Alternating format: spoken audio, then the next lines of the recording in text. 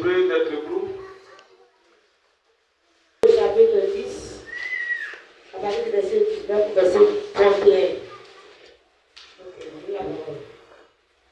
Ainsi donc, frères, puisque nous avons au moyen du sang de Jésus une libre entrée dans le sanctuaire, par la route nouvelle et vivante qu'il a inaugurée pour nous, au travers du voile, c'est-à-dire de sa chair, et puisque nous avons un souverain sacrificateur établi sur la maison de Dieu, approchons-nous avec un cœur sincère, dans la plénitude de la foi, les cœurs purifiés d'une mauvaise conscience, le cœur lavé d'une eau pure.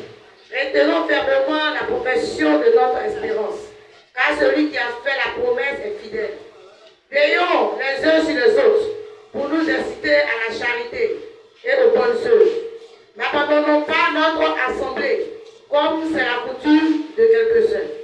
Mais exhortons-nous réciproquement, et cela d'autant plus que vous voyez s'approcher le jour. Car si nous prêchons volontairement, après avoir reçu la connaissance de la vérité, il ne reste plus de sacrifice pour les péchés, mais une attente terrible du jugement et l'ardeur d'un feu qui dévorera les rebelles.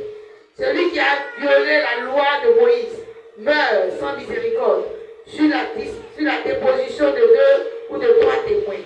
De quel pire châtiment pensez-vous que sera jugé digne celui qui aura foulé aux pieds le Fils de Dieu, qui aura tenu pour profane le sang de l'alliance, par lequel il a été sanctifié, et qui aura outragé l'esprit de la grâce. Car nous connaissons celui qui a dit, à moi la vengeance et à moi la rétribution. Et encore, le Seigneur jugera son peuple.